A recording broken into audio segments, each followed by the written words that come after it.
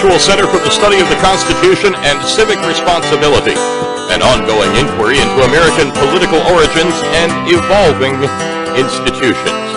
The Executive Director of the Virtual Center is Dr. Bill O'Brien, who's also your host for this continuing conversation.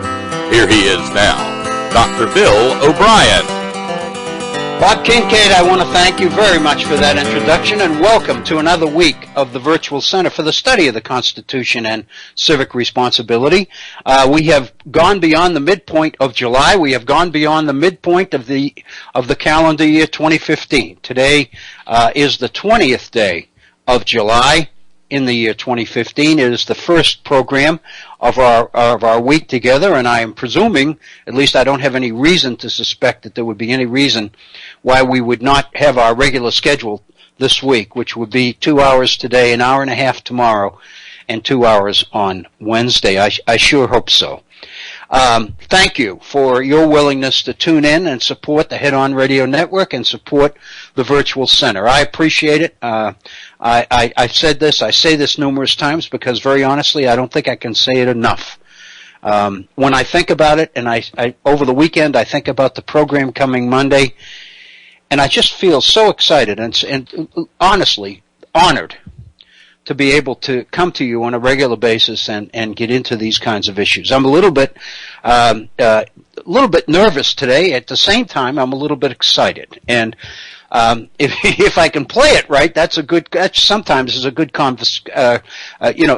is a good match, so to speak. But what makes me a little bit nervous, as I've mentioned many times, is it's been 5 days since we've been together, and the more I think about when I have longer to think about the program, 3 or 4 days, it becomes a little bit more intimidating than it does when it just comes every single day. So when you're putting together a program with another one coming tomorrow and another one coming the next day, you really don't have time to think about the overall significance of the program and why it's important to do the best job you can and all of that stuff. But when you have 3 or 4 days between one program and the next one, you do think of those kinds of things, and I do. And I kind of feel that the material, I believe that the material itself is so important and so significant that it creates a little bit of pressure on me to make sure that I do it well, that I'm fair. I hate to say fair and balanced because somebody already uses that. But I do want to be balanced. I do want to be fair. But at the same time, I work as hard as I can to try to make sure that I am able to get across why I think this particular material is so significant. In today, the specific politics of this particular issue, the bailout and the threatened default and the last minute agreement and the willingness of the German government and Angela Merkel and the others to agree to yet another bailout for Greece and all of that, I'd like to get into the whole issue of international finance a little bit. This is not my area. If you looked at my transcript, you would see that I've never had a course in economics, a formal course in economics beyond high school. And not only that, but I've actually never had a course necessarily, obviously, in international economics. I've had courses in international affairs, and economics is one of them. And so basically what I've tried to learn, I've pretty much tried to learn by myself. So I'm on rather thin ice today, and I kind of know that going in, and I want you to know it because I'm a little bit nervous about it. But at the same time, as I fool around with this material and seek ways to put it together so it makes some sense to me, hoping that if it makes sense to me, I can present it in a way maybe where it'll make some sense to you. Because on a scale of 1 to 10, in terms of ability to really understand the complexities and the ins and outs of finance, especially international finance, I'm down in the 1 to 2 range, or maybe even lower than that. So, if I can make it make sense to me, then I'm hoping that it will make sense to you. But the fact of the matter is, it's extremely important, and it has become more and more important to me as I've gone over this material to realize that we really can't understand the whole Greek situation, the debt that other European nations are in, and all the rest of it, unless we do understand something about this idea of international creditors and the international market and the international financial market and all the rest of it. For example, this is just an example. One of the things that I've been into this morning, and I don't know, there are probably a number of you out there that have heard of this, but I had never heard of it. And this is an organization called the Basel Committee. And so I had to go to the internet and look it up, because I saw in the courses of the materials I was reading reference to the Basel Committee. I had no idea what the Basel Committee was. Well, the Basel Committee is a group of nations. I believe there are 15, at least 15, maybe 19 to 20 foreign nations whose finance ministers have gotten together and set up a formal organization in the 1970s to regulate and manage international finance. And they have, they have goals, and they have a mission statement, and they have specific standards that they employ, and they have a number of subcommittees that make recommendations in each of these particular areas. And I was totally unaware until about 3 or 4 hours ago that such an organization even existed. I'll tell you what led me to it. I saw a reference in one of the pieces I read to the fact that the Basel Committee in the early 1970s encouraged nations, governments, to avoid printing their own money. Now, one of the things, as for those that have listened to the Virtual Center for some time, you may know that the issue of printing money, paper money, was one of the major issues surrounding the fight over ratification of the Constitution, because 7 of the original 13 colonies had sought to pull their citizens out of financial distress after the American Revolution by printing paper money. And one of the major issues, and we'll see this later today, one of the major issues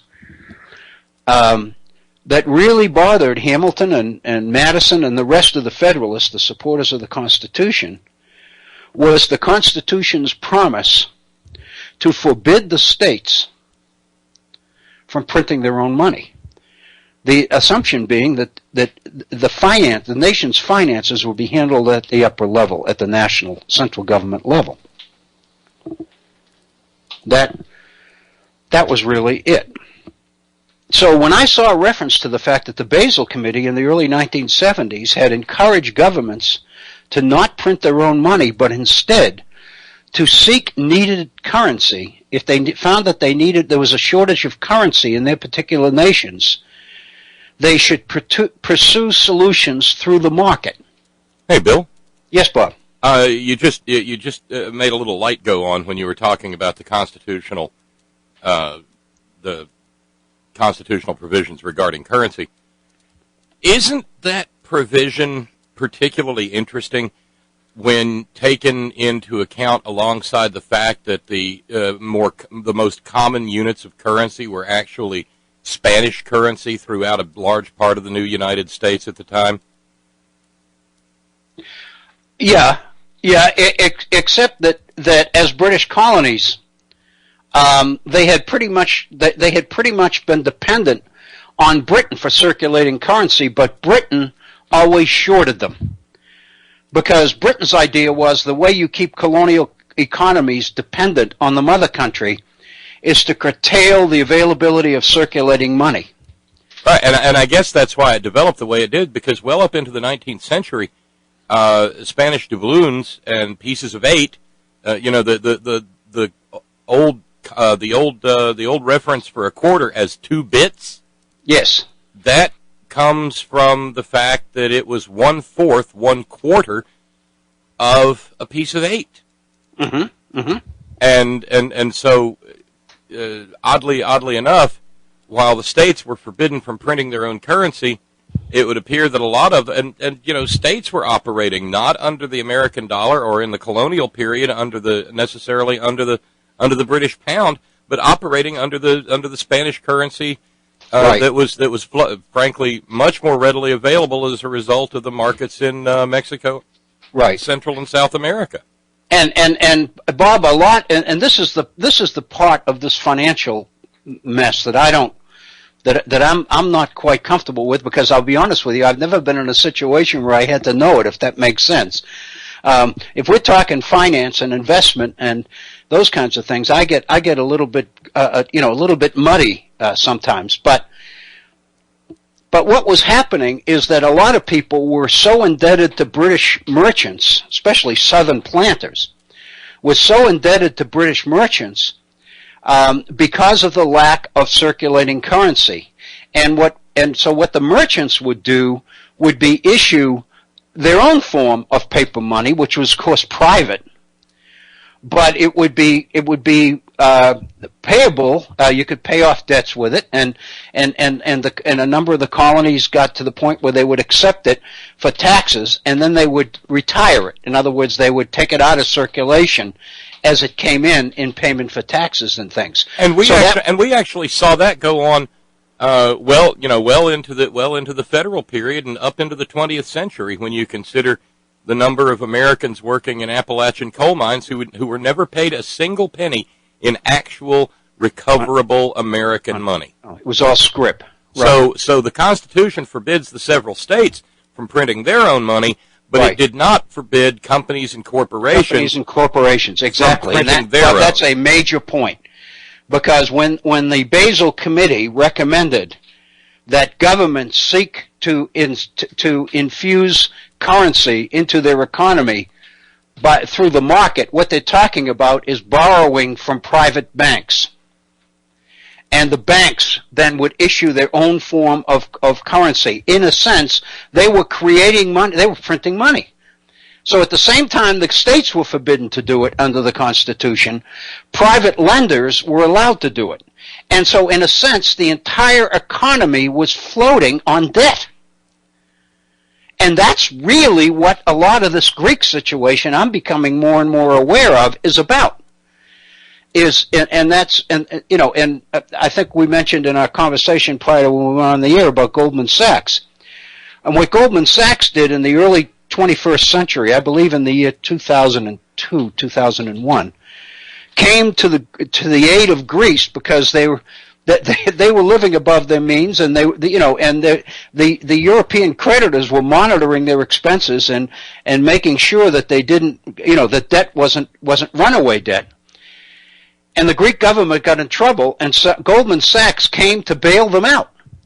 And what they did was they made a very magical loan, if you will, which allowed them to convert some of the debt into international debt into domestic debt, which in effect gave them the opportunity to hide it. And so in a sense, what it did was put Greece into even greater debt, primarily to Goldman Sachs. And when the Greek government began to fail and threaten to default, they would naturally go to Goldman Sachs because they owed so much. I think it was $5.8 billion.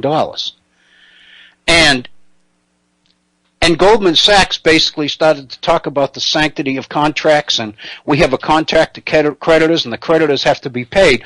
So what they were saying is there's no grace period allowed. We can't do anything. So in a sense, what they ended up doing, Paul Krugman it refers to it as a roach hotel. Once you get in, you can't get out. Well, exactly. And that's kind of what happened. And it's very complex. It seems to me it's always been very difficult to me because I have trouble getting my arms around it. I just don't quite understand. I think you're doing fine, and you're probably out ahead of the vast majority of us, myself included. As you approach this, but I'm struggling to understand it, and I appreciate what you said because you're exactly right. There's absolutely no question that one way that the mother country chose to keep the colonies in line was to control their currency, and to limit their credit. And to a certain extent, isn't that? I mean, I hesitate in trying to come up with the terms by which I describe what's going on in Greece. But to a certain extent, isn't that exactly it? Oh golly, Hasn't Germany conquered Europe? Yes, in terms of credit. And in terms of access to currency? Yeah. Bob, that is really, it seems to me, when you cut through all of this stuff and get down to the bottom line, that is really the essence of the significance of this thing. Because what you have is that these international creditors have we're seeing a bunch of nations. Greece isn't the only one. Spain and Portugal and Italy and the Netherlands and Holland and Finland are in debt, and they're in debt to international creditors to the point that and the way they are getting in is the same kind of stuff that was pulled off in this country in 07 and 08 when we went into the recession and the real estate bubble burst. Most people who entered into contracts in buying homes that they couldn't afford really didn't understand the terms of the contract because they manipulated the numbers in such a way it looked like they could pay it. And the fact of the matter is they couldn't. And that's what these countries have allowed themselves to get into. So you're right. In a sense, Germany and to a lesser degree France, at least the creditor interest in it, and are in a sense calling the shots for many of these countries because they've become established power over them because they control their finance, they control their currency, they literally control what can or can't happen to their economy. And it's scary. The potential of this is really scary because there's no way to control them. Because in Europe, at least, while they have a common currency, the European Union doesn't control the currency. And that's where I want to go today, Bob, is back to the Confederation period, because that was really the issue here. As long as each state under the Confederation in the 1780s in the United States, as long as each state controlled its own currency, then it could basically do things like inflate the currency by printing paper money or passing legislation to postpone debts or postpone tax payments or something. In other words, you could basically make decisions on the state level in order to meet the need of your citizens. If your citizens were having financial difficulties, then you could, at the state level, you could pass legislation or do something to alleviate those tough times for your own citizens. Once the Constitution was ratified, with that no paper money permitted on the parts of the states, then management of the economy shifted to the national level. And isn't it fascinating? And I'll leave after this. But isn't it fascinating that the first thing the Confederacy does is the individual? I'm not talking about the Confederacy as a whole, but the individual states, such as the Bank of and via organisms like the Bank of Richmond, begin printing paper money. Money, right. And it was for all intents and purposes fiat money from the get-go, wasn't it? Yes.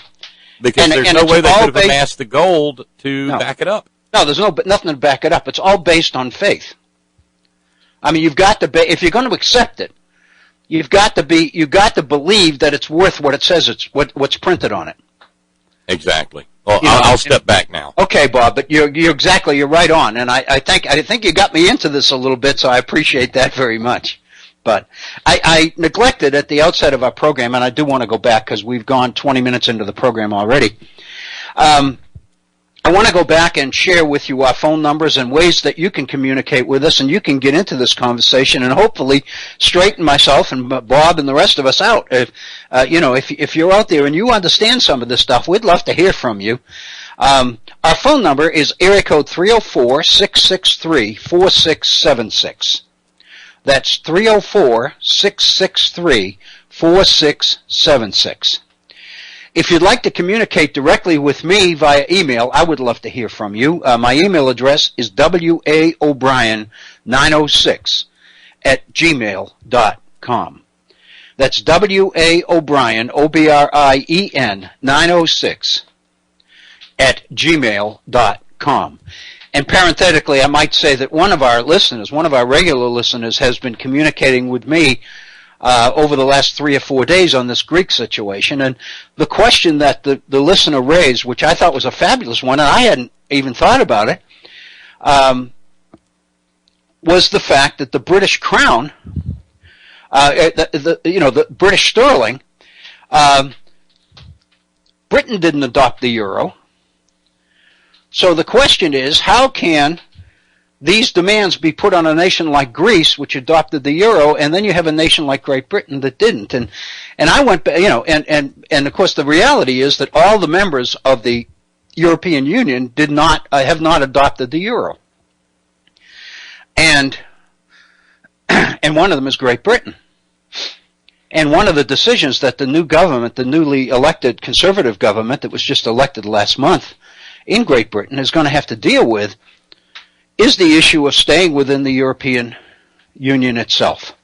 Because there's a significant movement among conservatives to pull out of the European Union and make Great Britain, I was going to say the mother country, independent again. And that's a major political issue in the United Kingdom. So that's what I could come up with, is the fact that there was no requirement that members adopt the euro, but the thinking was that the more nations bought into the euro, in other words, the more nations there were who bought into the euro as their currency, the more likely it would create European unity and eventually lead nations to move towards more political unity.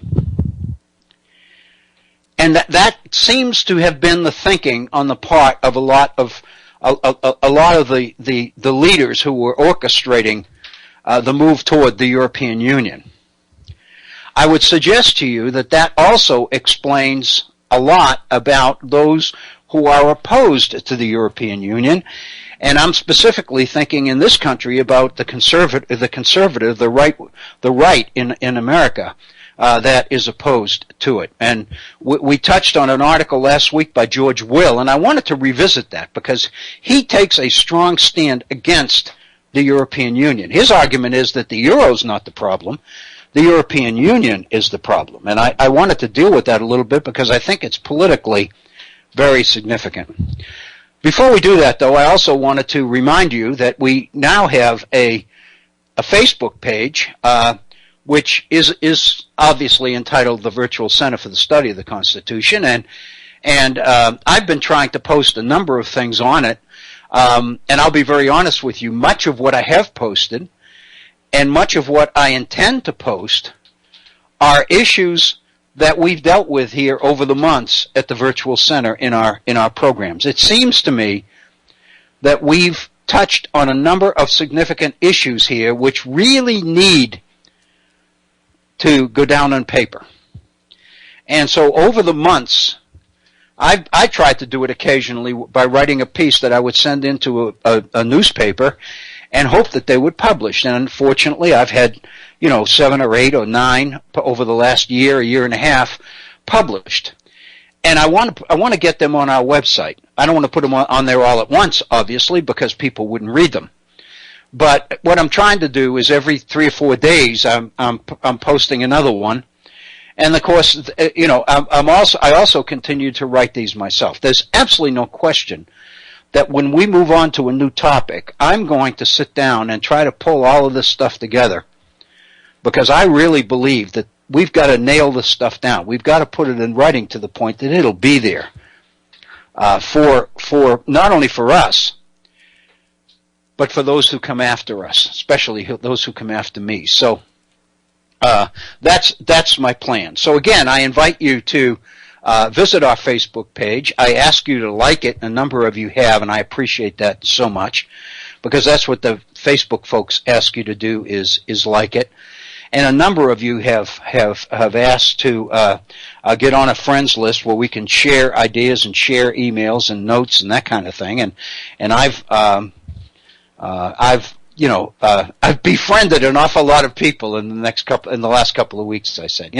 I've thought a lot about this because it seems to, on the surface at least, it seems to promote the kind of communication, regular communication amongst folks, which I think is a very good thing. It's using technology in order to keep communication alive, and I really do support that. And I really think that in our technological age, we are going to have to continue to stick together and to continue to talk and communicate with each other in order to keep communication alive in this technological age. So in that sense, I support it very much. On the other hand, it's kind of like the Internet itself.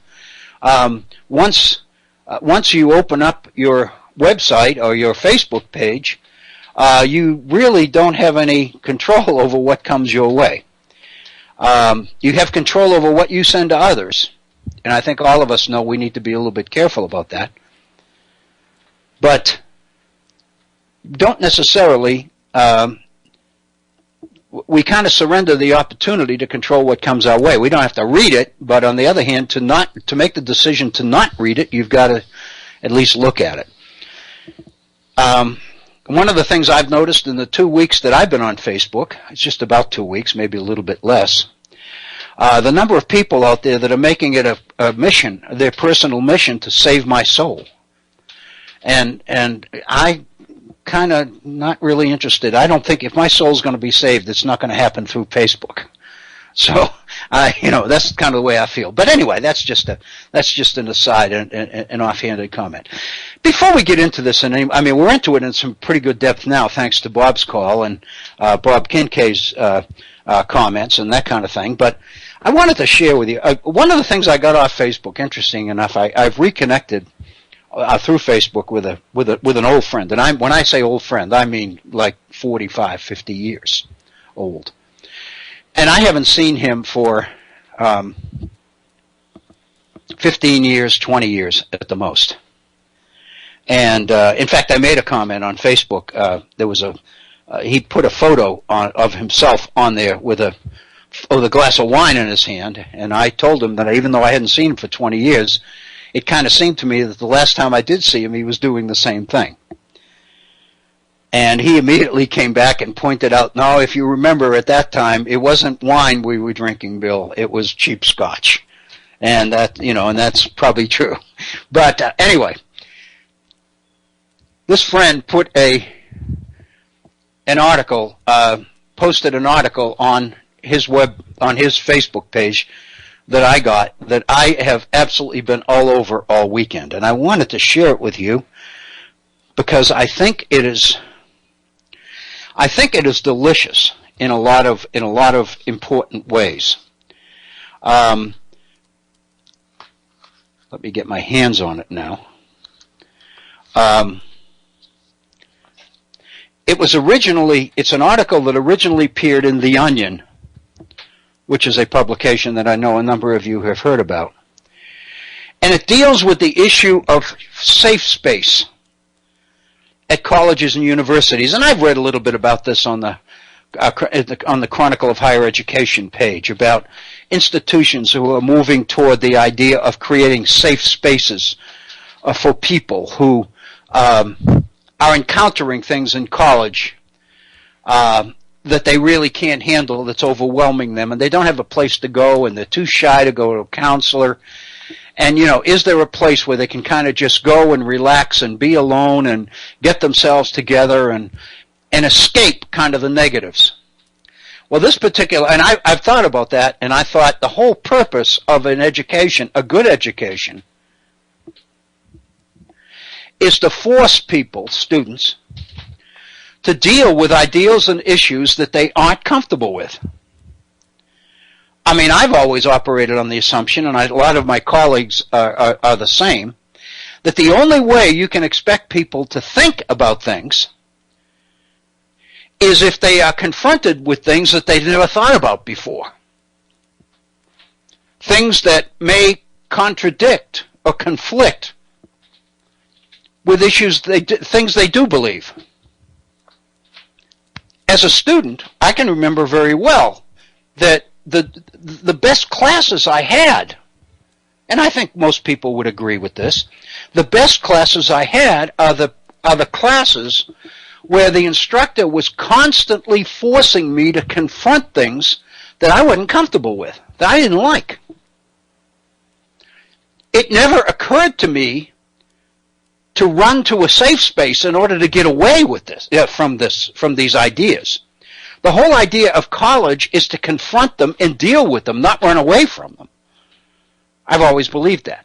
So lo and behold, I get this copy of this article on my Facebook page the other day from The Onion, and it comes, ironically enough, since this is my home state, it comes from the state of Massachusetts, from a town in Massachusetts called Lynnfield.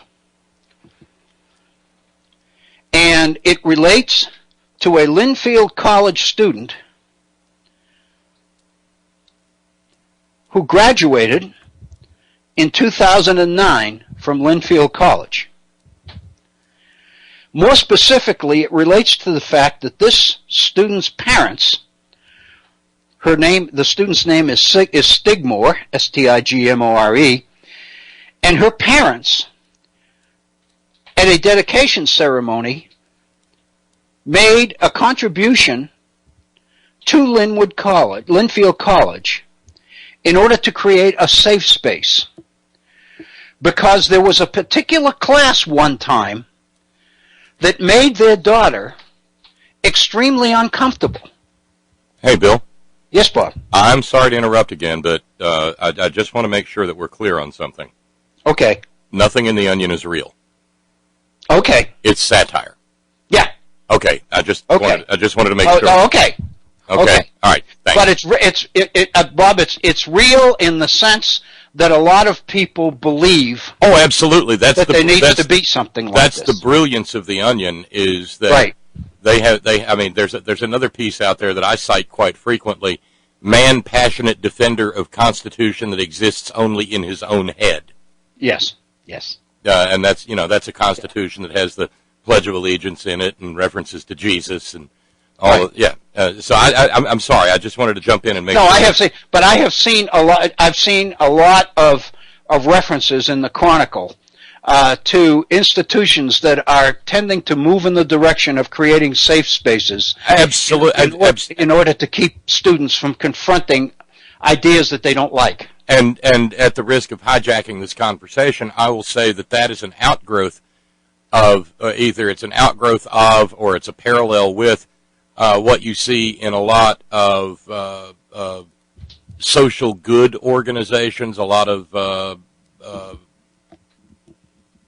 501c3 types. Right. I've sat in meetings where people disagree, and someone will say, "Well, I just really don't feel safe right now." Right. Right. And you're sitting in a group of 30 people, all of whom are a bunch of kumbaya singers, and half of whom smell like patchouli.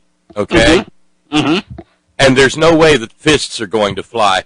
But if you disagree with them, I just don't feel safe right now. I got you. So I'm sorry. I'll go away now. Bob, no, you're right. You're exactly right. We're afraid. We are afraid of earnest and honest discourse. The point that I wanted to make is how dangerous this thinking is, because it's becoming real. And the point is, we've made reference here months and months ago to a piece of legislation that ran through the United States Senate in 1816, where the federal government was raised the taxes, the duty on foreign books, because the argument was that the government believed, this was in 1816, Thomas Jefferson was still alive, he had ceased to be president 8 years earlier, and he took a strong stand against this, because basically the argument is we need to protect our young people from dangerous foreign ideas. And the way the government chose to do it is to raise the tax on foreign books to the point that people would not buy them because they were so expensive. And in justifying that particular piece of legislation, the spokesman for the Senate Finance Committee at that time made this passionate defense of the government's role in shielding our citizens from dangerous ideas. And, of course, we know that an awful lot of the opposition to the Common Core standards, and I know we experienced that here in West Virginia during the last legislative session, a lot of the opposition to the Common Core is based pretty much on the same kind of things, that what people want is the ability to be able to control curriculum in order to guarantee, as much as it's possible to guarantee, what students will end up being exposed to, what they will end up leaving, what they will be leaving the school believing. And so in a sense, what we end up with is an educational system which is aimed more at controlling what people think, than in fact teaching them how to think. And in teaching and not teaching them how to solve problems, because the way you solve problems is to seek more and more information and to do research. The fact of the matter is, we want our curriculum to provide the information which leads our people to the appropriate results.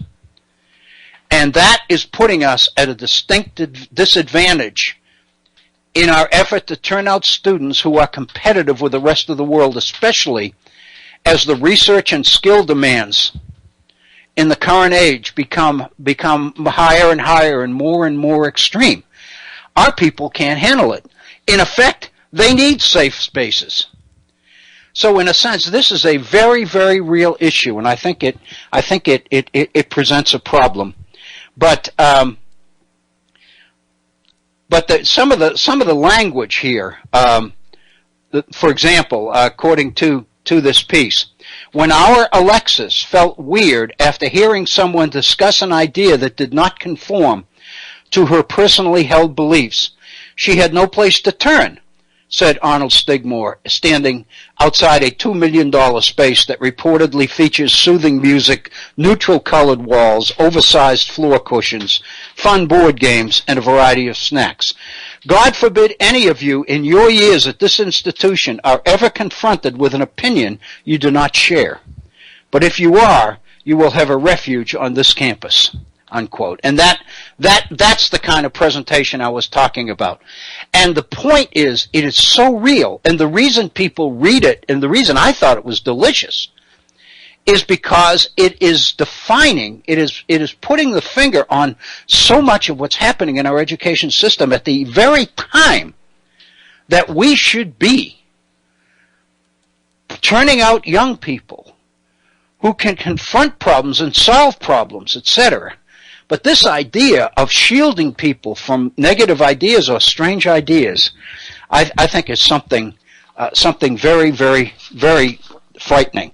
And I thought that this particular piece in The Onion made that point so well. And I want to thank my friend for sending it to me. I knew he'd know I like that, because that's the kind of stuff I've always been afraid of. In fact, in our conversation back and forth, I made the point to him, and I said, in 50 years of teaching, I can't remember a class in which I didn't at least try to make somebody uncomfortable about something. Because it's only when you confront new ideas, new concepts, new perspectives, that you are forced to see the contradiction between what's out there and what you already believe. And it's only by trying to work out those contradictions that we learn. And that's really the point of this particular piece. And I want now this particular topic that we're on here with the Greek bailout and stuff. A lot of this stuff is really, I think, head scratching stuff. And I think it's the kind of information that is so complex and so beyond many of us. I'm not going to say most of us, because I don't know that we tend not to read it. And we tend to go to the people whose opinion we trust, and we trust them to tell us what we ought to believe. It seems to me that when you look at some of the issues here and you confront them and you weigh apparent contradictions and you try to figure out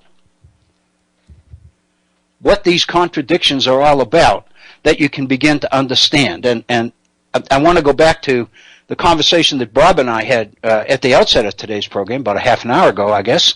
And basically, the point that I wanted to make is that when I saw a reference to the Basel Committee recommending to the finance ministers of those who sat on the Basel Committee.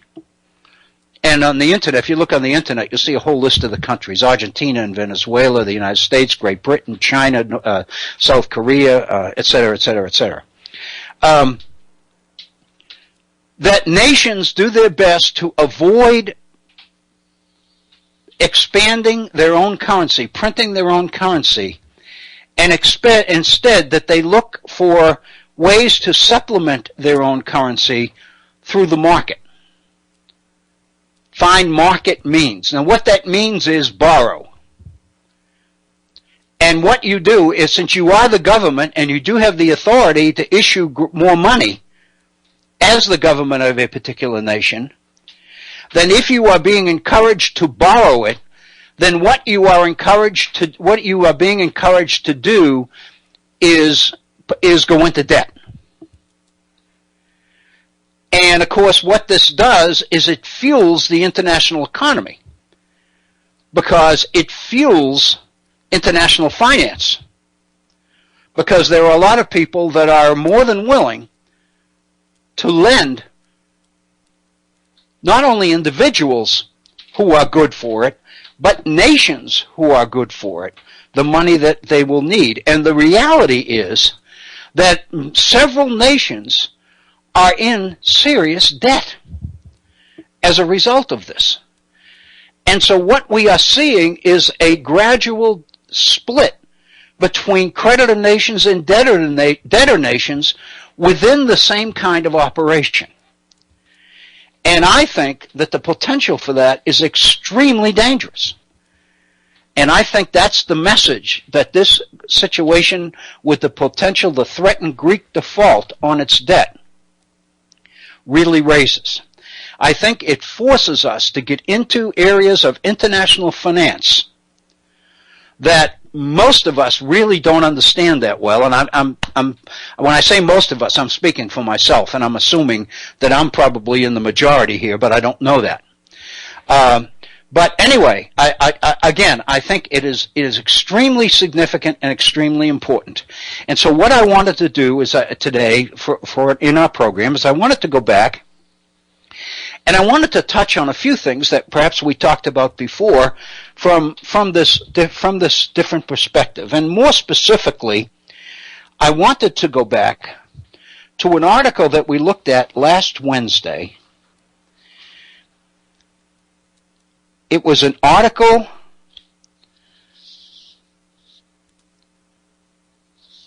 written by Ellen Brown. I'm looking to see if I had noted where this particular article was published. And I didn't jot that down, unfortunately. I'm sorry. But the title, it's about the Pope, and it's about the Pope's recommendations, or the Pope's encyclical, which we spent quite a bit of time on, as you know. But more specifically, it's about what the Pope said about the international banking system.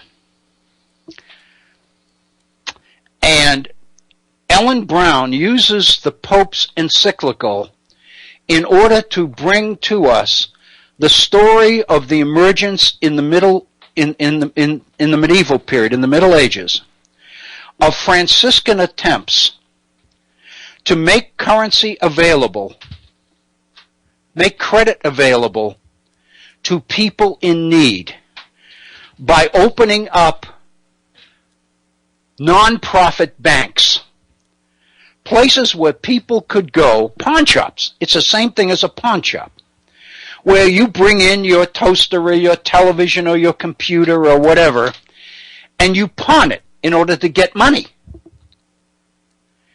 And so the assumption, the idea was that what the Franciscans did in the medieval period is address the plight of common people by opening up a series of these pawn shops, which made credit available to people who would never get credit any other way. That's what Ellen Brown believes Pope Francis was talking about when he talked about the need to reform the international system of finance. and how we let the recession of 07-08 go by without making the kinds of substantial, significant reforms that the situation seems to call for. The Pope's encyclical implied that we missed a tremendous opportunity, because the only time that you can make major reform like this is during a crisis. We were in a crisis, yet we refused to make the reforms that Pope Francis believes were called for. So let me go back and read the relevant paragraph from the Pope's encyclical as recreated here by Ellen Brown. And then I wanted to go into a couple of comments about it, if I can. The Pope said the following: "Today, in view of the common good, there's urgent need for politics and economics to enter into a frank dialogue in the service of life, especially human life. Saving banks at any cost,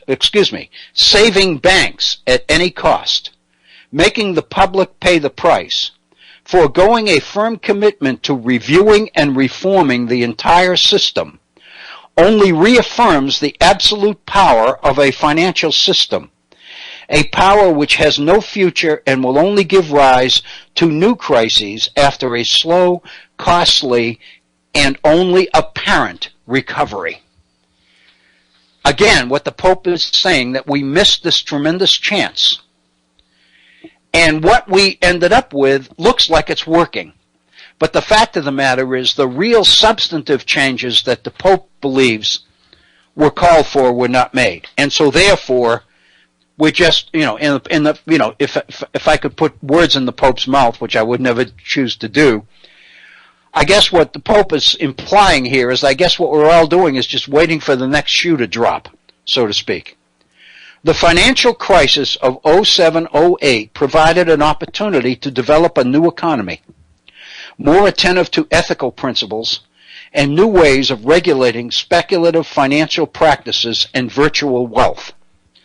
But the response to the crisis did not include rethinking the outdated criteria which continue to rule the world.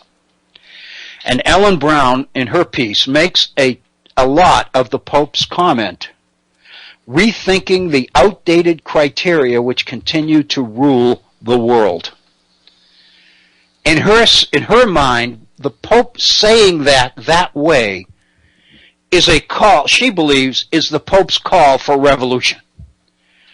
It's a call for a significantly new way to finance international affairs. Ways which take the common people, the people who are suffering the most, into consideration and finding ways to deal with them.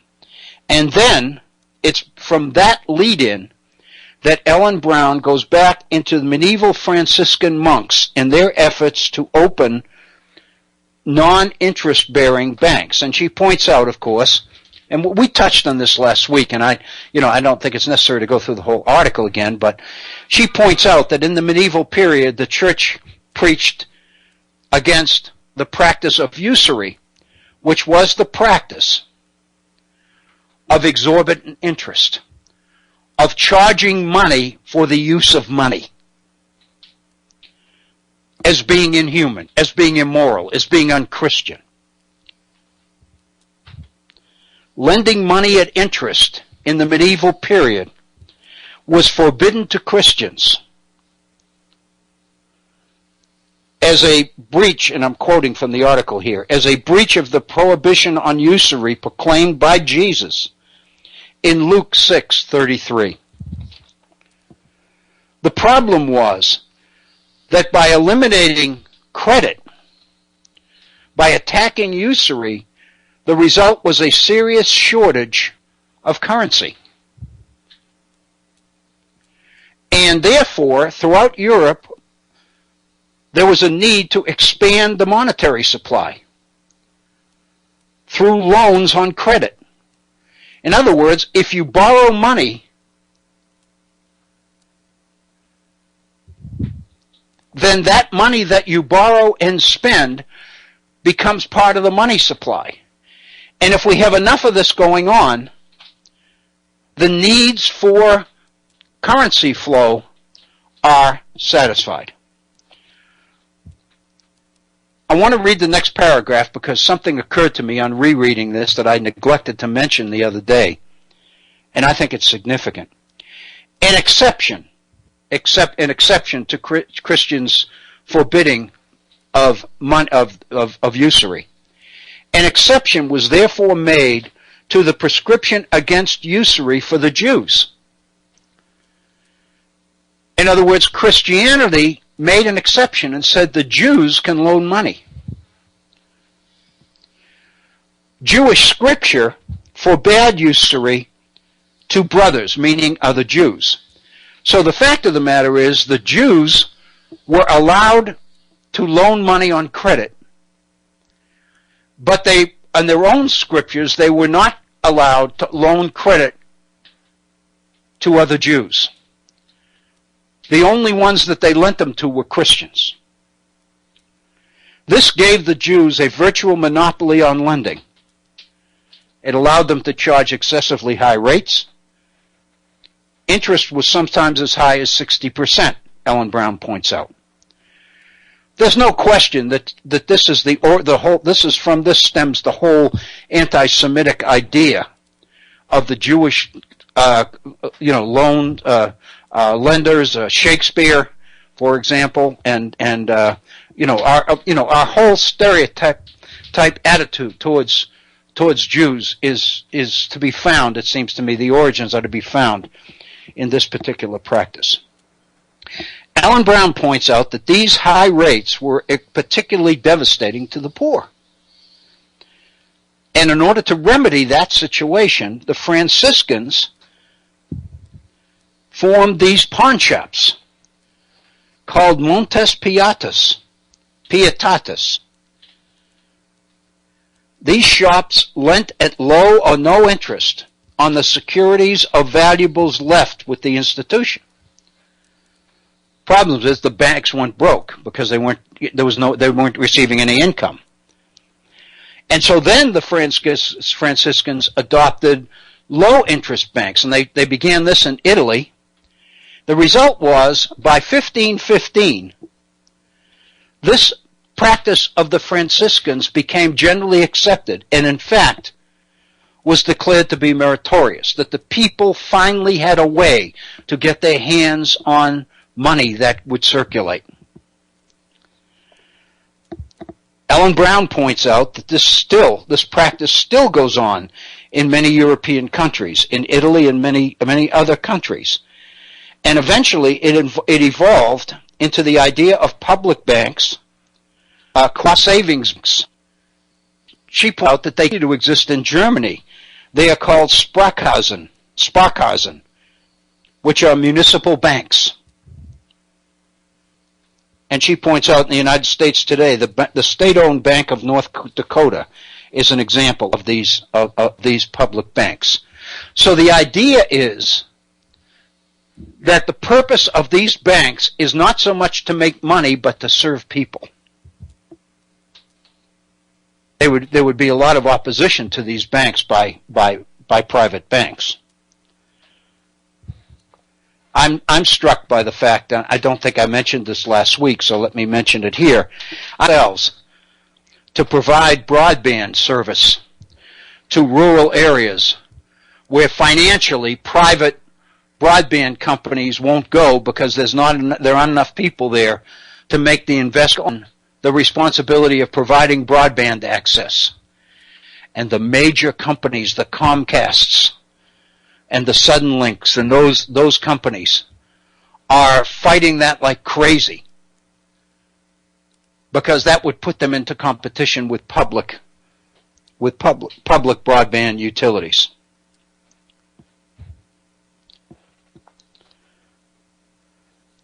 Ellen Brown points out that that's usually the name that's associated with it.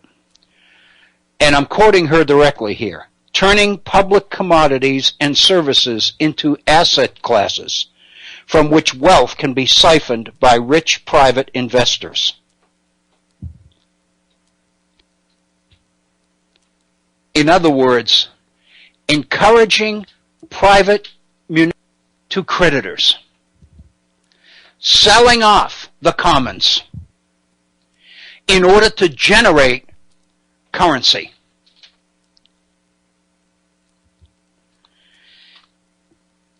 Obviously, she points out that this would begin with things like timber, natural gas, those kinds of things. These things have long been privatized. But she points out that the trend in housing, whatever municipalities own that has value, is for credit. Therefore, states and municipalities have borrowed money based on the value of their public assets and gone into serious debt. One of the things is the of food, where international food corporations or organizations are trading food commodities, and these things are disconnected from the market. So consequently, we've had starvation, we've had price, and the rest of it, because once the process of financialization becomes separated from the people who need that service, then those people's interests do not make it in the relation to human need, to people. And of course, we see this moving in other areas into issues related to water, for example. Let me read this paragraph, because this is one I want to focus on a little bit. We have bought into this financialization scheme based on what Ellen Brown calls a faulty economic model, in which we have allowed money to be created privately by banks and lent to governments, as the Bank of England recently acknowledged. The Bank of England has recently acknowledged that nations in a time of finances, nations and municipalities have been forced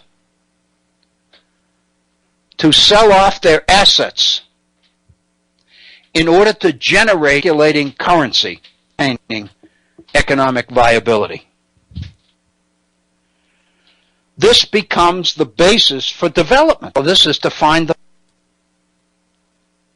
And what Ellen Brown points out is this is where we're running into problems in the West, because we take control of the banks. Governments begin to open up these private municipal banks in order to create funding.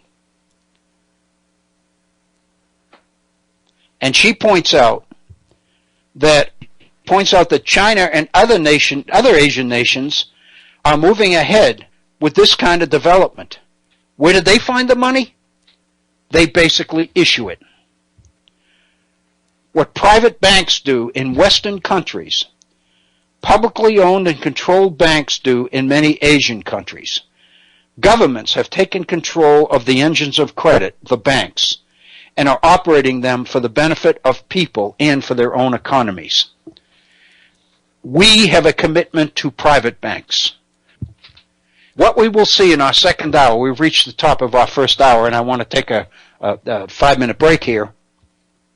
What we will see in our second hour is the results of this, not only in the Greek situation, but in our own situation here within the United States. As we look at where some of the problems are coming for states and municipalities who find themselves in debt that they can't get out of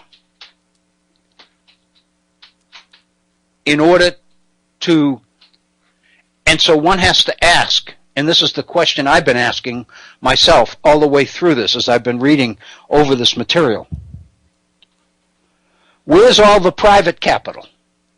Where's all the profit? Where's all the re-expand? This is the triple down. This is what austerity is supposed to do. That what you do is you force governments to play it close to the vest, to control their spending, At the same time, you give tax breaks and all kinds of lucrative opportunities to the private sector and drive economic expansion. And the result will be that the benefits of that expansion will trickle down through the economy.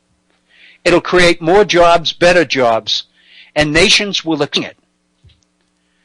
And in place of that, governments have had to try to find a way to sustain economic activity at all by generating currency. And the only way they can do it is to sell off public assets to these same private banks in order to generate development money.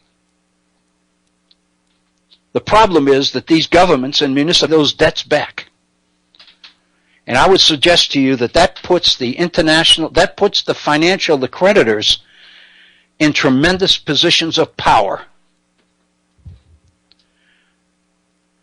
And the fact of the matter is, the number one recipient of any form has been through a couple of other bailouts earlier in the 21st century.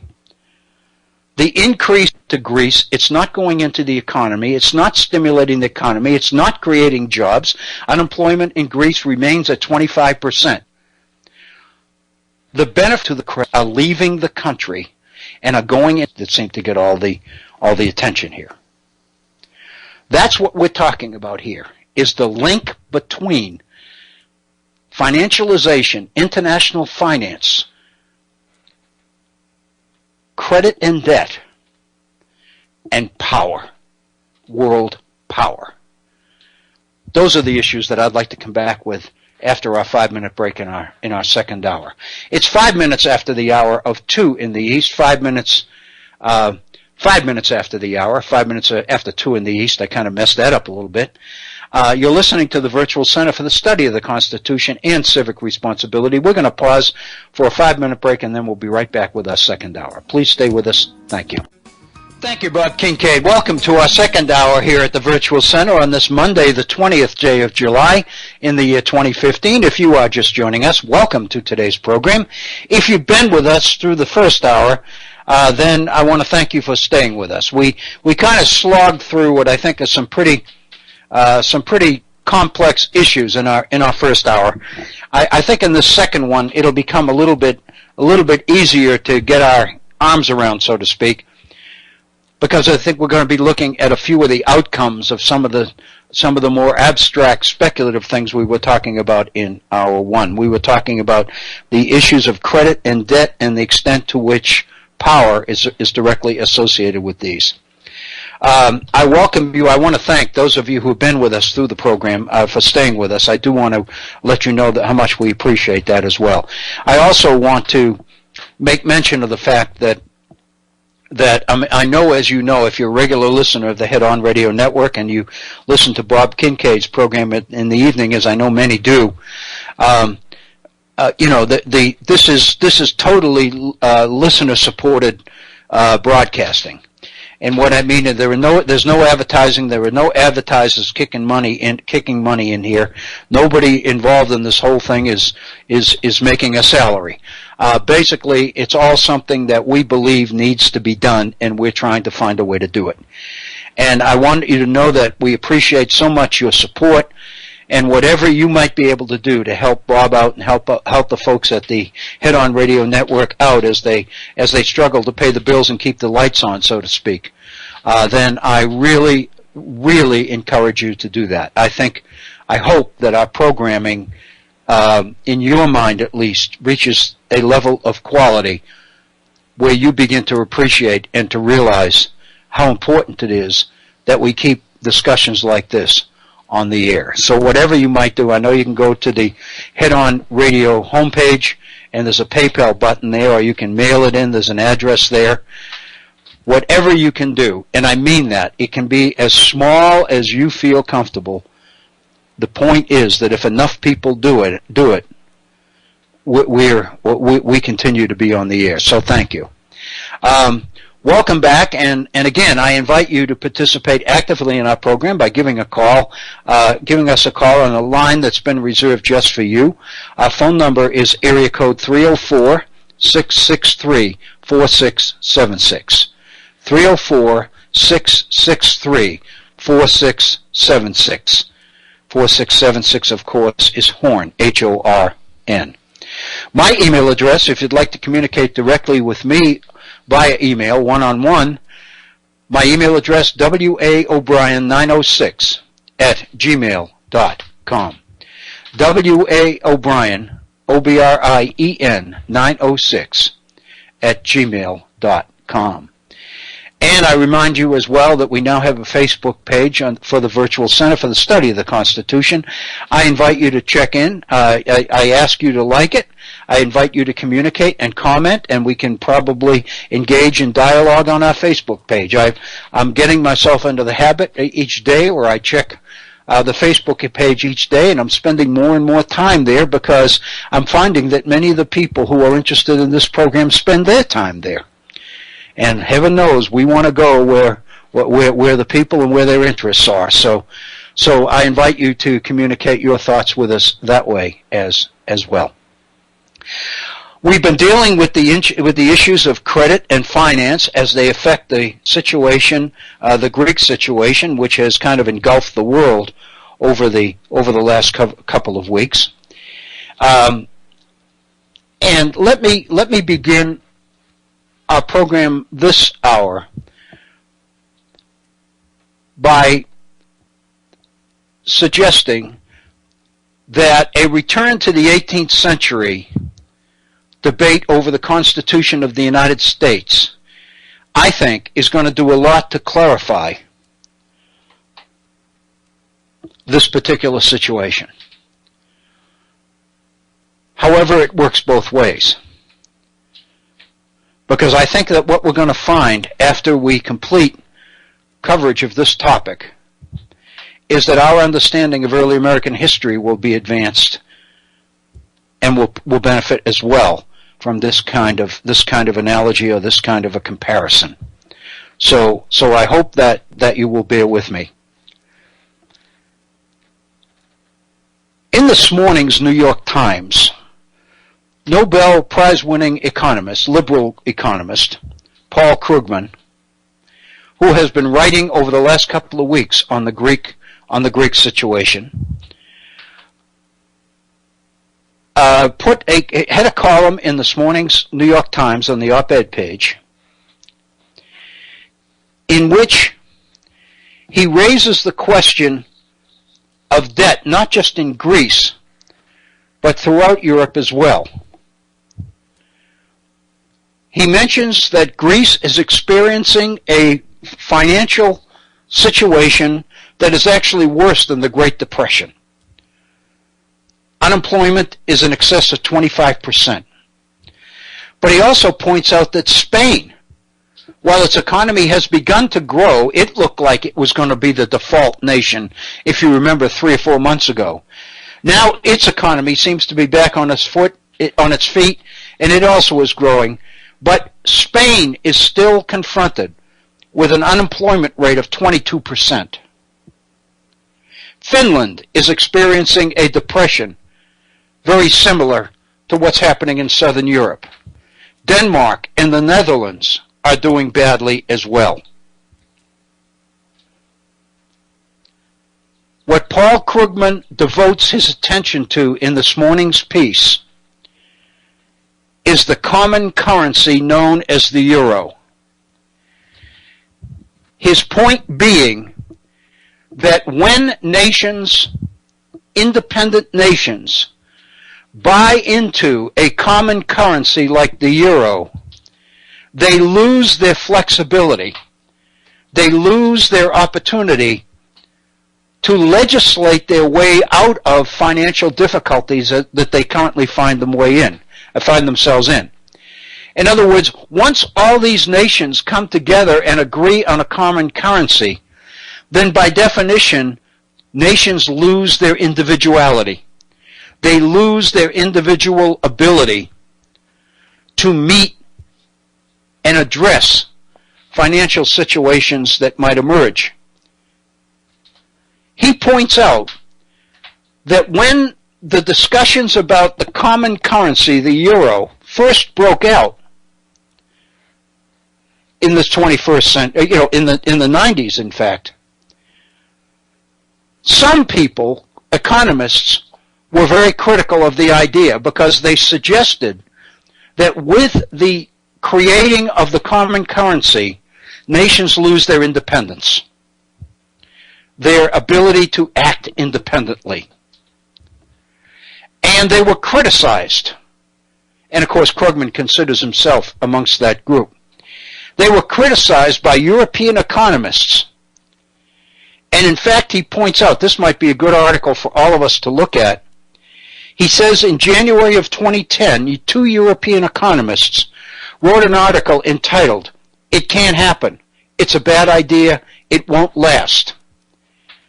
And what they were doing was mocking American economists like Paul Krugman, who warned that the euro would not solve problems, it would cause problems. As he points out, that particular article has become a classic because now what the doubters predicted early in the 21st century has come into being. And now suddenly these European skeptics are kind of heroes because it turns out that they were able to predict indeed what would happen. And Krugman makes the point that the idea of the euro sounded so good. It sounded great. It seemed forward-looking. It linked Europeans closer and closer together. It was the kind of thing that appealed to more and more people. And many people believed that eventually it would lead to political union, that nations with a common currency are going to adopt more and more commonality in their desire to manage that currency. In other words, political union would flow directly out of the adoption of the common currency in the euro.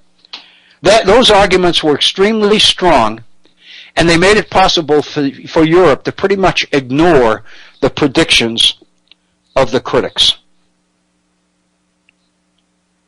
And as he said, in Europe, it became quickly very difficult to raise objections to the currency project.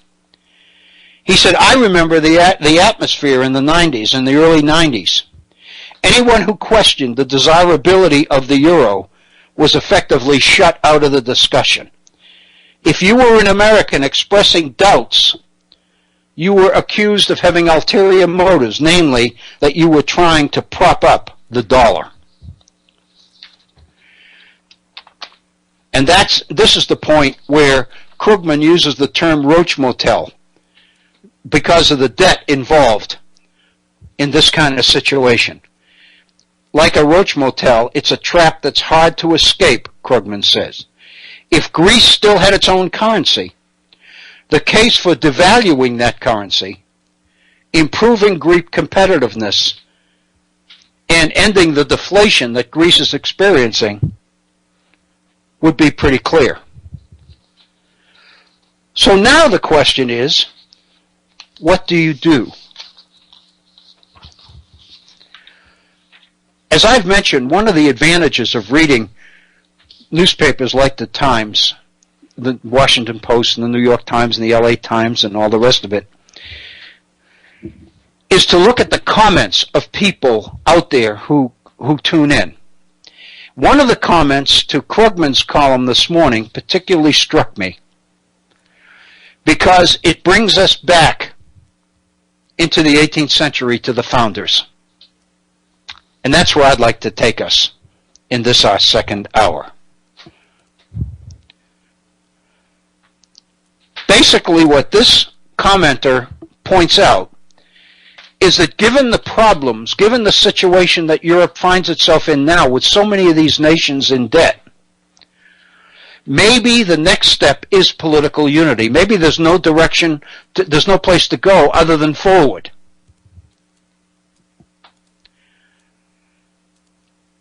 The commenter says the following: there may be no choice but to press forward to a real union as the U.S. did with the Constitution replacing the unworkable Articles of Confederation.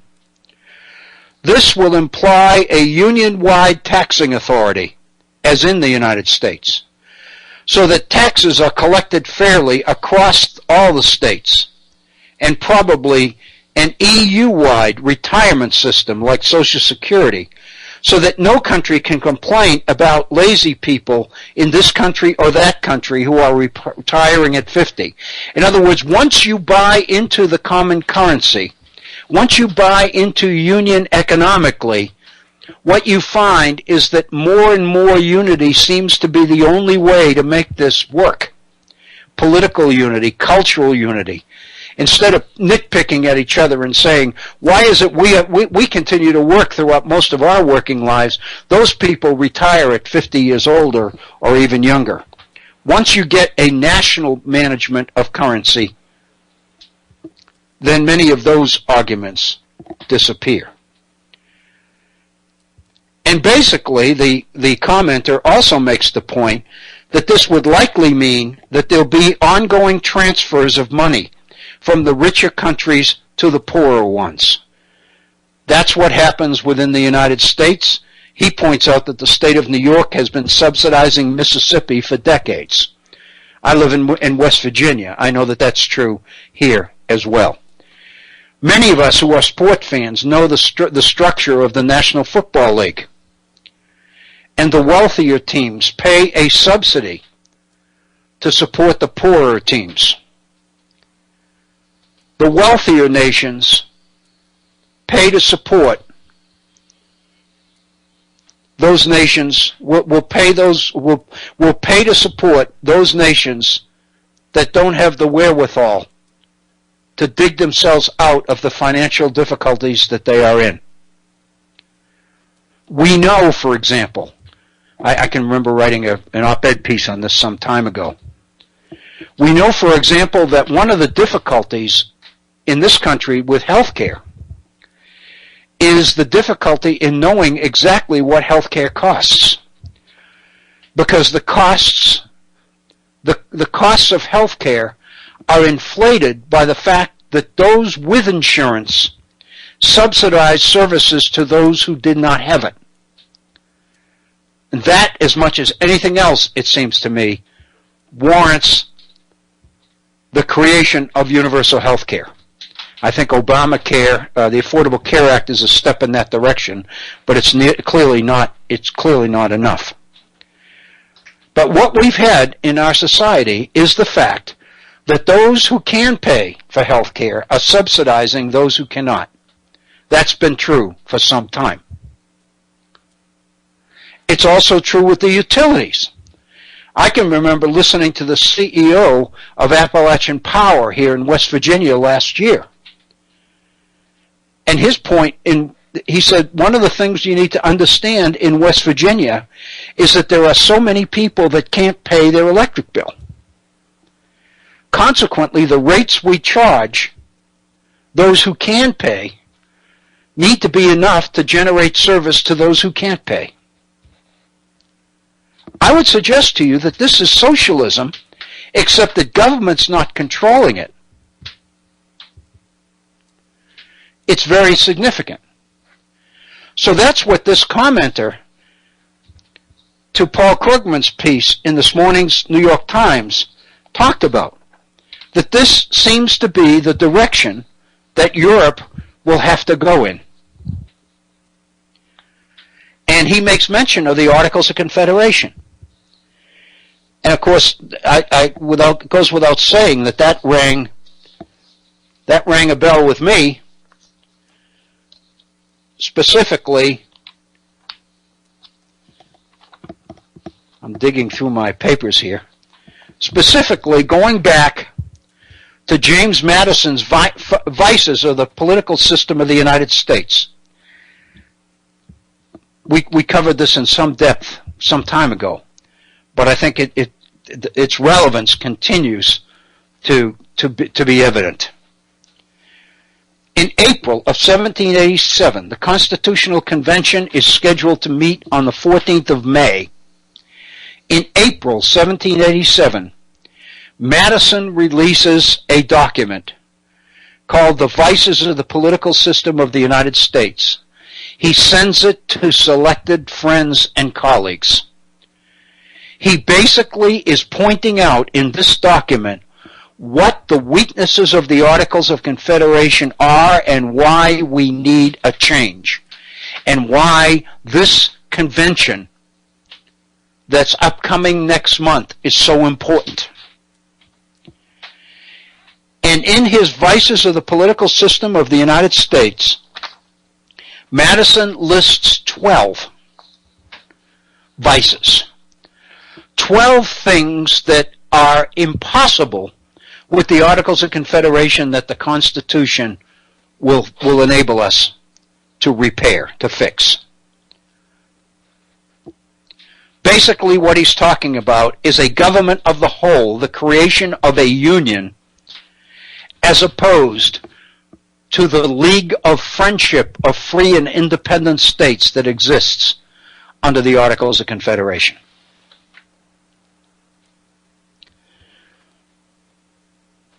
Of the 12 vices that Madison lists, 3 or 4 of them are particularly relevant to the international financial situation we've been looking at. Let me share with you a couple of these specifically. Number 4, the fourth vice that Madison addresses, he entitles Trespasses of the States on the Rights of Each Other. The inability of the states to work cooperatively, rather the tendency of free and independent states to compete with each other and try to get advantage over the others. And how this works to the detriment of everybody. That's, of course, Madison's point. He says, these are alarming symptoms and may be daily apprehended as we are admonished by daily experience. See the law of Virginia restricting foreign vessels to certain ports, or Maryland in favor of vessels belonging to her own citizens, of New York in favor of the same. In other words, states were passing legislation making it impossible for other states to do business there, which is absolutely contradictory to what a nation needs to be about.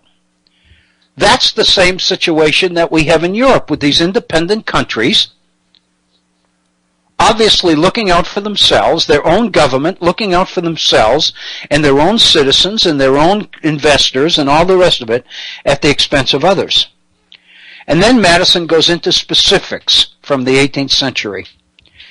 Paper money, installments of debts, occlusion of courts, making property a legal tender, may likewise be deemed aggressions on the rights of other states. When my state prints paper money, that works to your detriment if you try to do business here. Or if our legislature suspends debt payments or creates legislation allowing debts to be paid in installments. In other words, I owe you money. You're in another state. I owe you money. But now my legislature has told me that I can pay you off in installments. That's obviously not treating you fairly. That obviously is trampling on your rights, your creditor rights. Occlusion of the courts. What we find in a number of states is that citizens were closing down the courts in order to prevent foreclosures on mortgages. Obviously, if you are a debtor of the state, if you loan money to the state and you're looking to get your payment, then by closing down the courts, we're making it impossible for you to receive to get reimbursement on your credit.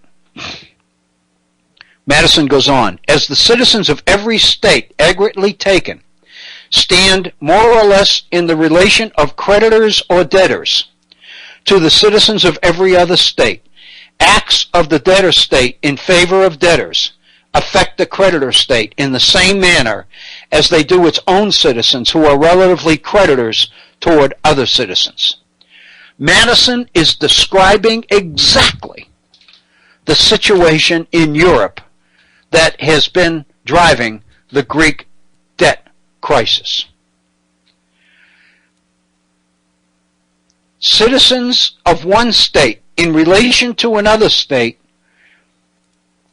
are more or less in the relation of creditors or debtors. Some nations are creditors, Germany, France. But it's clear that others are debtors, Greece, Finland, Netherlands, Denmark, Spain, Portugal. And what Madison is saying in this relationship of states as creditors or debtors,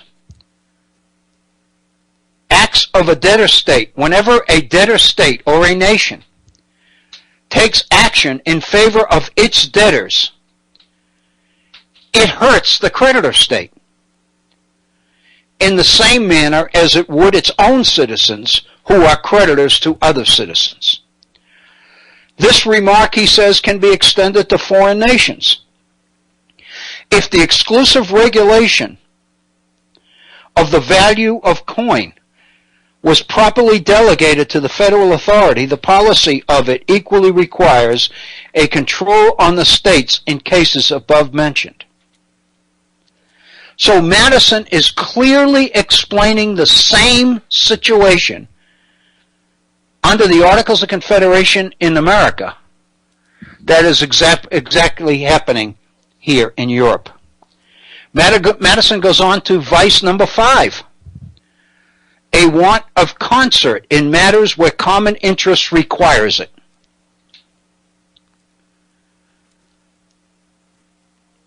How much has the national dignity, interest, and revenue suffered from this cause?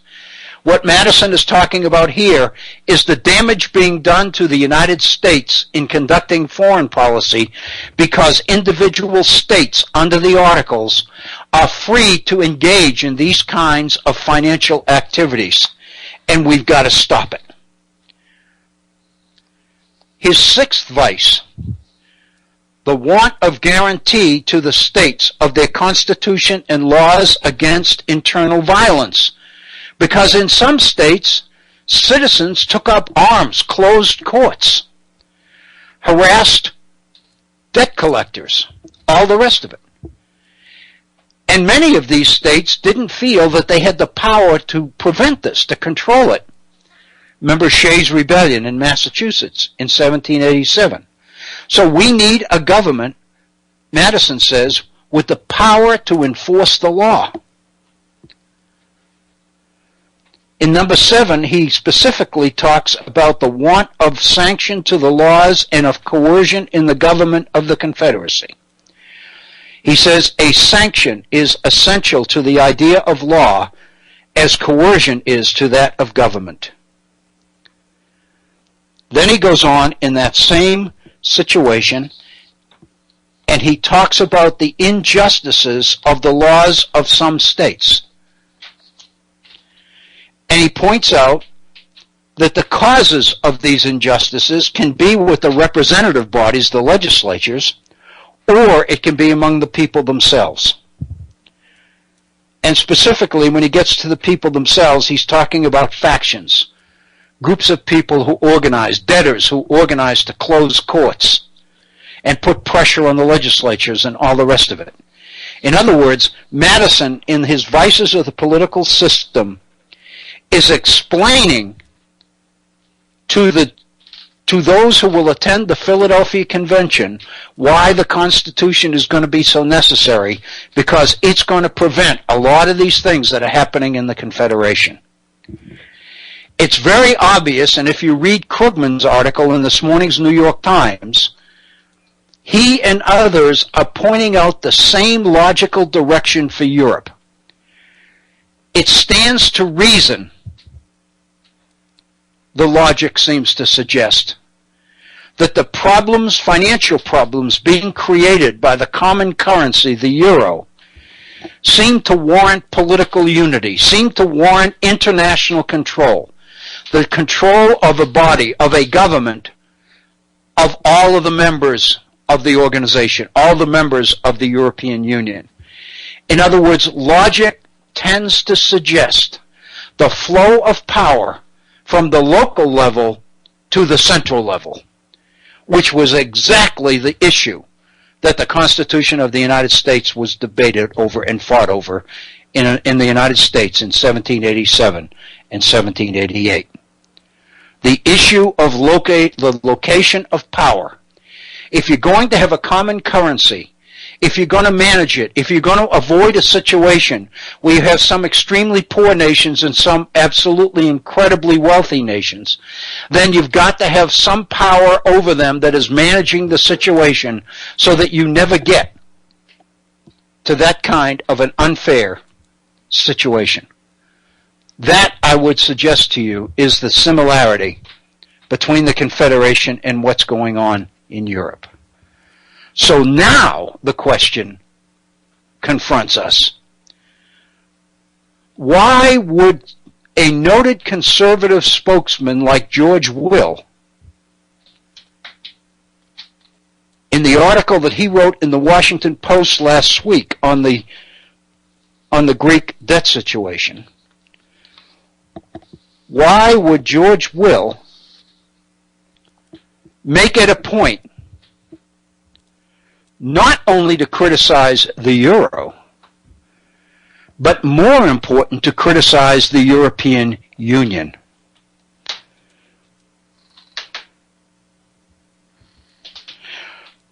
George Will says left-wing parties in other southern European countries besides Greece, Portugal, Spain, Italy, are watching to see if Greece can turn weakness, indeed prostration, into strength.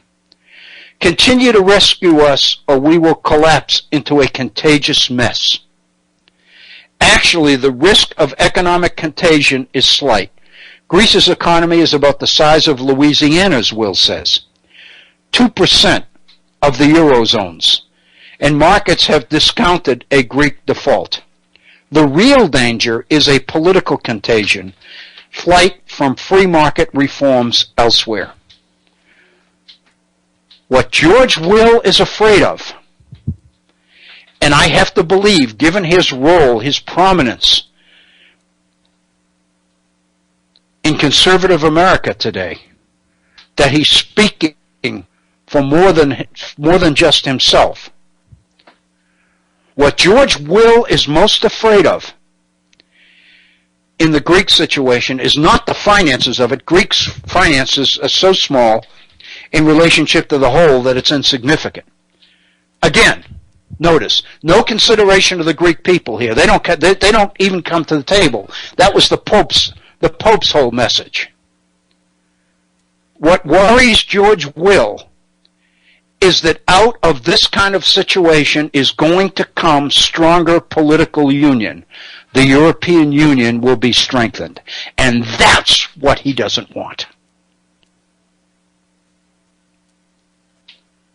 He said, it is said that the European Union is a splendid idea, but that the euro, the common currency, is a bad idea. Actually, Will said, the euro is a bad idea. That is the logical application of an even worse idea, the European Union. What George Will and other conservatives are most afraid of is the political centralization and power that's going to come out of this debt crisis.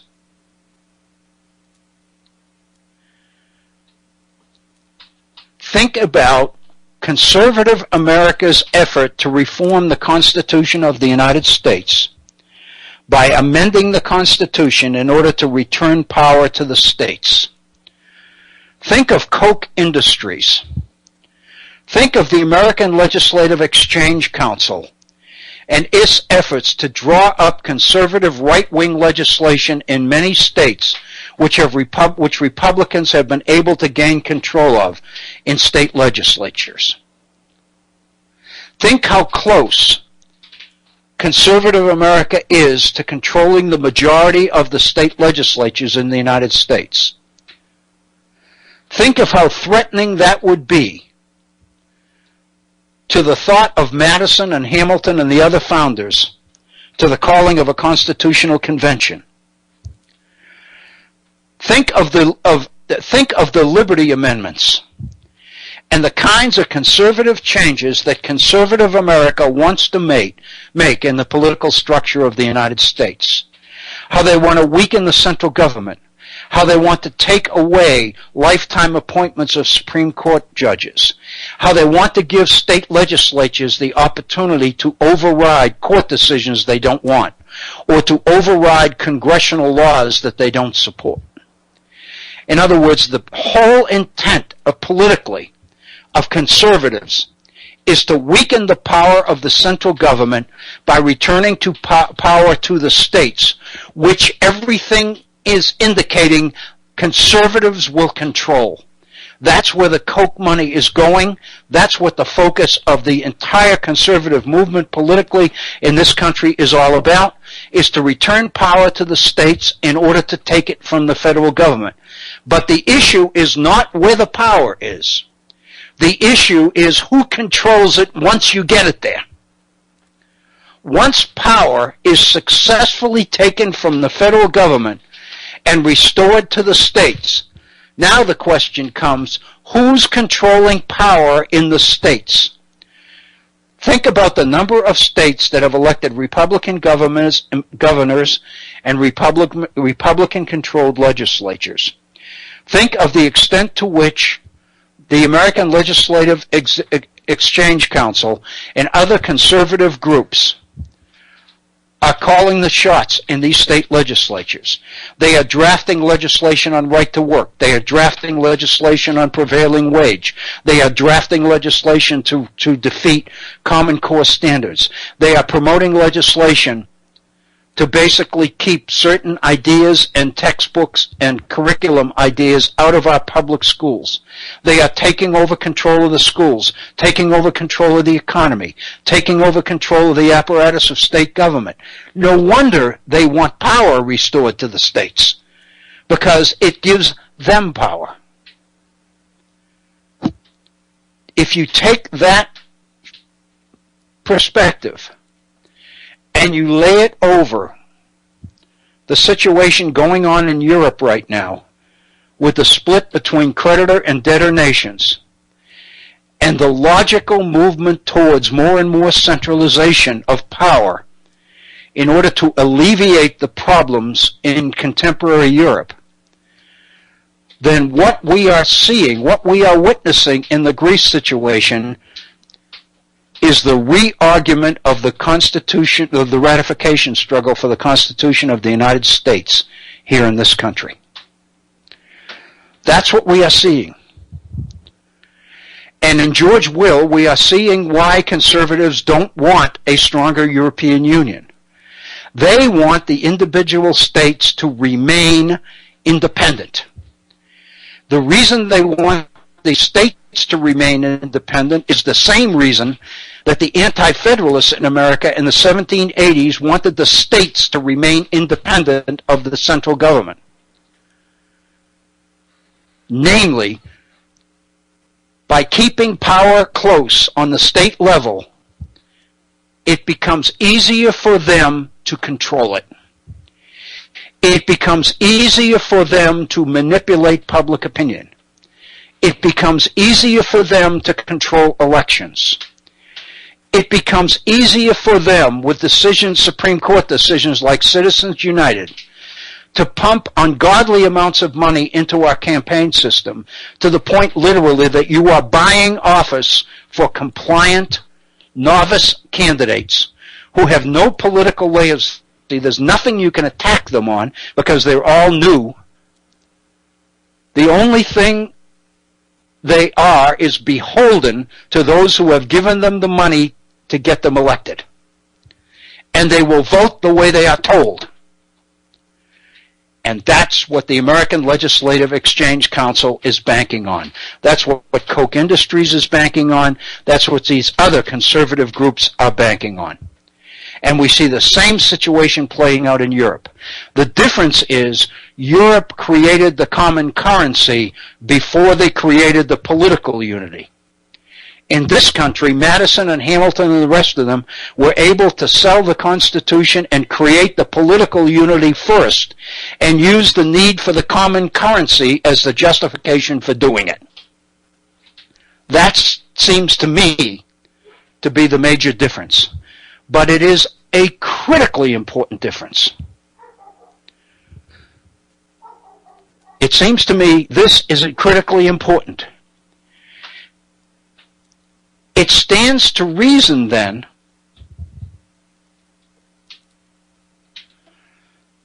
that if the situation in Europe promises to get worse without some sort of increased centralization of power, this is what the conservative victory in the recent elections in the United Kingdom is about. You'll remember that George Will quotes Margaret Thatcher, who was really worried about the European Union. In 1988, Margaret Thatcher said, "We have not successfully rolled back the frontiers of the state in Britain, only to see them reimposed at a European level with a European superstate exercising a new dominance from Brussels." Margaret Thatcher was opposed to the European Union. She was opposed to the flow of power to the central, to the European Union, because it would cost the United Kingdom its independence and its flexibility, its financial flexibility.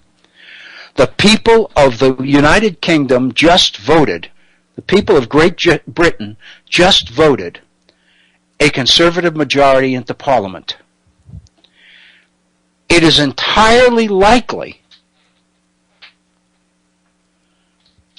that that conservative majority will eventually propose legislation to pull the Great Britain, a mother country, out of the European Union.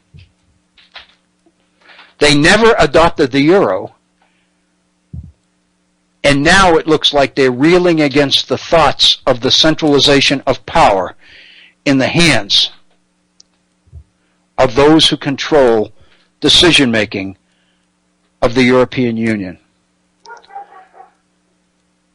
I guess it's incumbent upon us to say this because the logic seems to suggest it.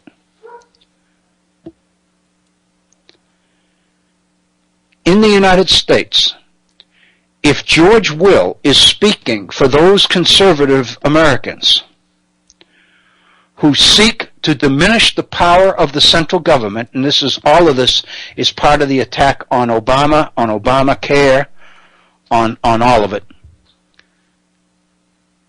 If they seek to weaken the power of the central government in order to return power to the states, then the question we have to ask ourselves is why? What benefit do they gain out of returning power from the central government to the states? And the answer to that question is obvious. They control the state legislatures. They can't get the White House, at least not yet. Their power has been accumulated by taking control of state legislatures one by one by one. And they've had the money, the private money to do it. And establishing all of these PACs, these political action committees, which make money available to their chosen candidates. They have taken power in the states. Their next step is to enhance the power of those states now that they have it. And in order to do that, they have to weaken the power of the central government. In Europe,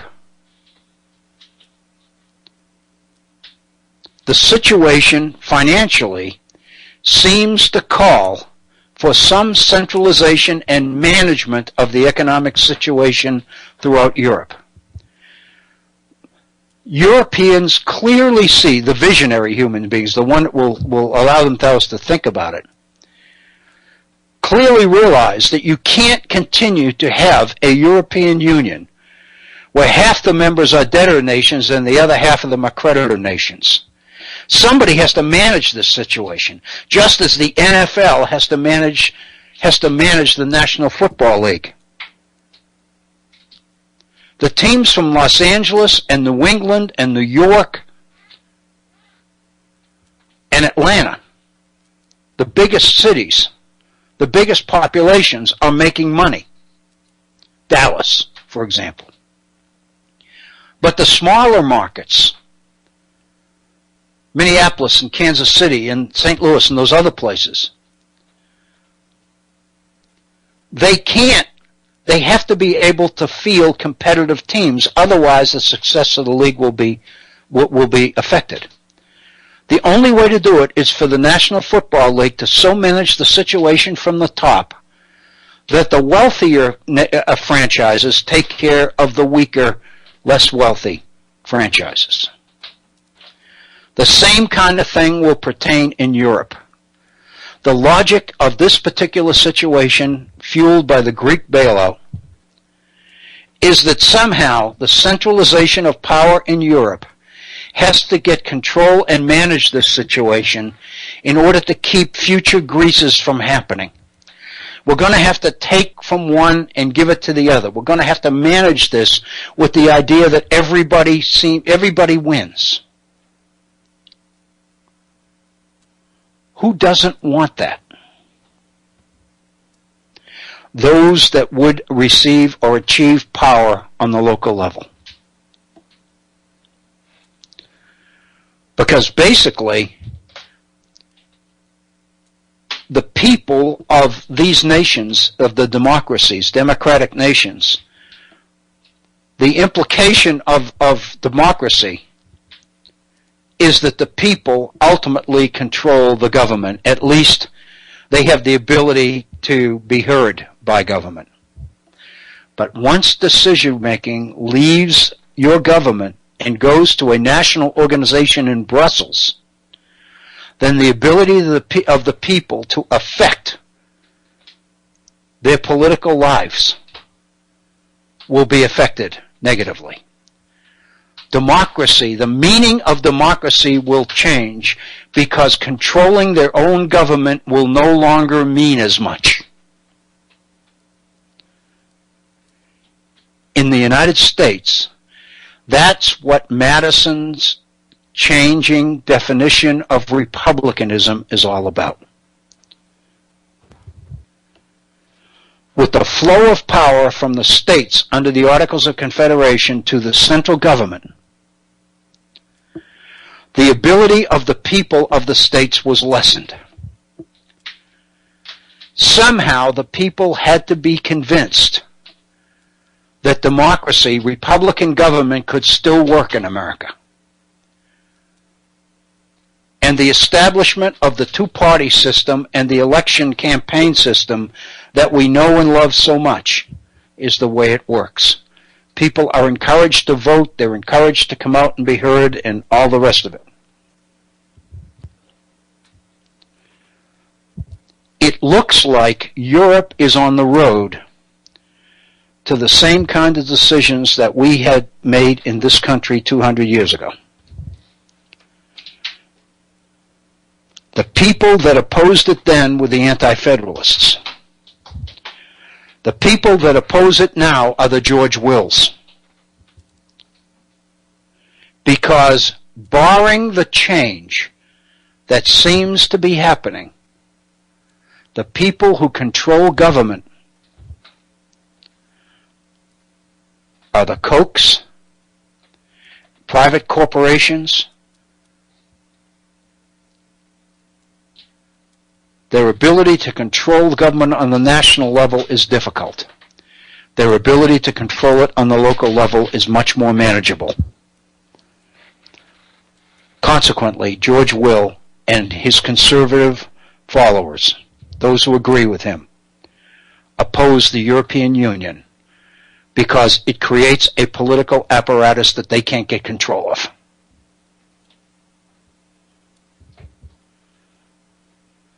Right now, the investors and the financiers and the creditors are calling the shots. If the European Union is strengthened, they won't be. So it's very obvious that George Will's position against the European Union is the same position he's taking in the United States in his opposition to the power of the central government under President Obama. And I think we have to look at it that way. It's 58 minutes after the hour. We have completed our 2 hours. I hope this made some sense. It's pretty complicated stuff, I know. I appreciate your willingness to tune in and stay in there with us, hang in there with us. I hope you have a wonderful evening. I want to thank you for tuning in. I hope that you'll join us tomorrow. Remember that our Tuesday programs begin 1/2 hour later. We'll be beginning tomorrow in the East at 1:30 rather than 1 p.m. This is Bill O'Brien for the Virtual Center for the Study of the Constitution and Civic Responsibility. Thank you so very much. We hope to see you again. Have a good evening.